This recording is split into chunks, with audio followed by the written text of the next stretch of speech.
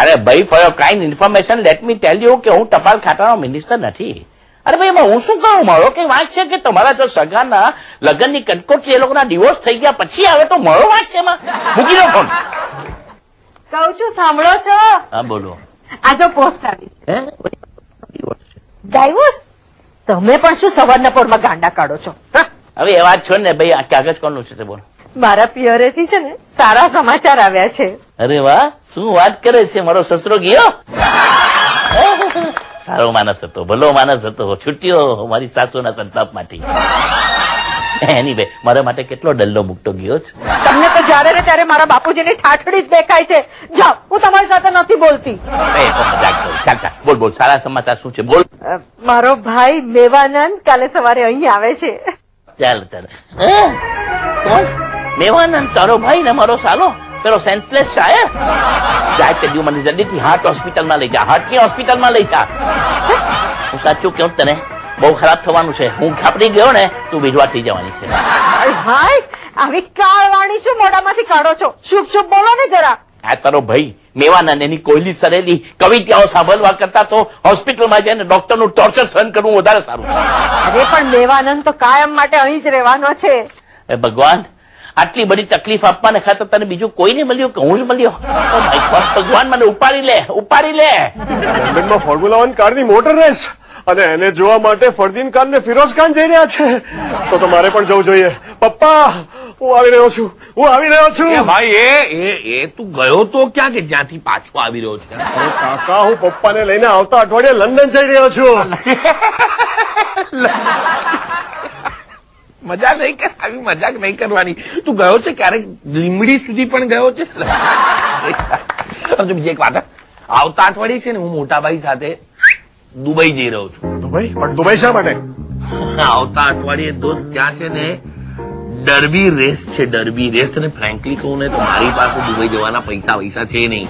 એટલે આપણે જો મોટાભાઈને ફસાવ્યા, એમની એક સરકારી ટ્રીપ ગોઠવી આપી દુબઈ જવાની. એટલે સરકારી ખર્ચે દુબઈ.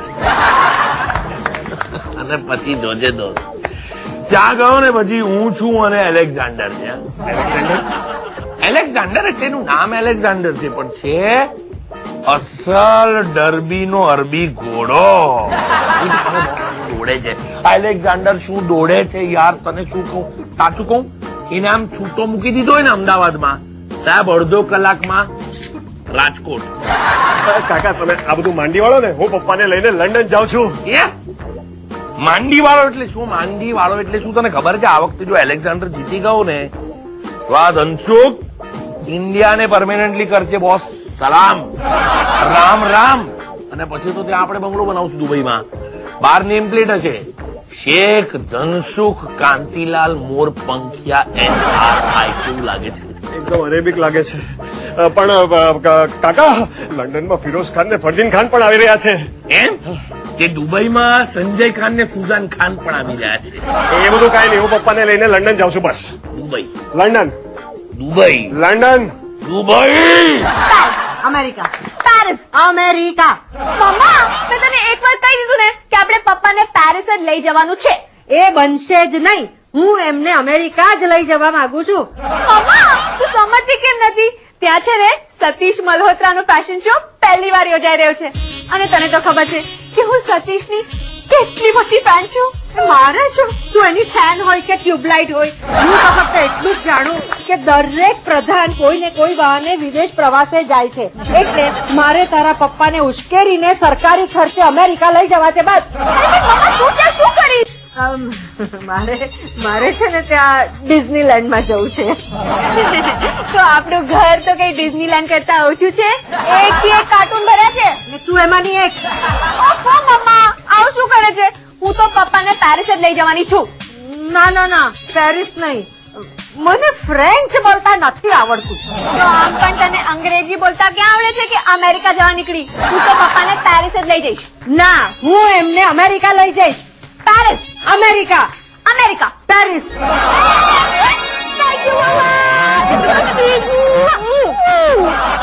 लंदन, पेरिस, अमेरिका के दुबई. लंदन, पेरिस, अमेरिका के दुबई. लंदन, पेरिस, अमेरिका के दुबई. ખરેખર આ રિલીજીયસ પ્રોબ્લેમ બહુ સતાવી રહેલો છે મને. અરે રિલીજીયસ પ્રોબ્લેમ એટલે નક્કામાં આ દેશમાં પાછા કોમી હુલ્લડો ફાટી નીકળ્યા કે શું? અરે નહીં કોમી ઉલ્લડો સાના રિલીજીયસ પ્રોબ્લેમ એટલે ધર્મસંકટ. તમે જ મને બતાવો, એમ કરો તો પ્રોબ્લેમ, એમ કરો તો problem. Now you solve it for me. મારે શું કરવું જોઈએ? એટલે જો ને વાત એમ છે ને કે મારા ભાઈ ધનસુખ ને ઘોડાની રેસ ના વખતે દુબઈ જવું છે. મારા દીકરા મુન્ના ને કાર રેસ ના વખતે સ્પેન જવું છે. મારી દીકરી મુન્ની ને ફેશન શો ને ખાતે પેરિસ જવું છે. અને મારી વાલી અતિશય વાલી બૈરી ને અમેરિકા જઈને ડિઝનીલેન્ડમાં લતાર મારી. બધા મારી પછવાડે લાગેલા છે કે પપ્પા અમારી ટૂર નક્કી કરી આપો. સરકાર નથી. એમ વાત છે. એટલે લંડન, દુબઈ, પેરિસ, અમેરિકા. બરાબર? તમે જ નક્કી કરો કે ક્યાં જવું. એટલે હું ધુરંધરને શીશામાં ઉતારું ને ટિકિટ લેવાના હશે કહી દઉં. તો એક કામ કર, બધાની સાઉથ આફ્રિકાની ટિકિટ કઢાવી લે. વોટ?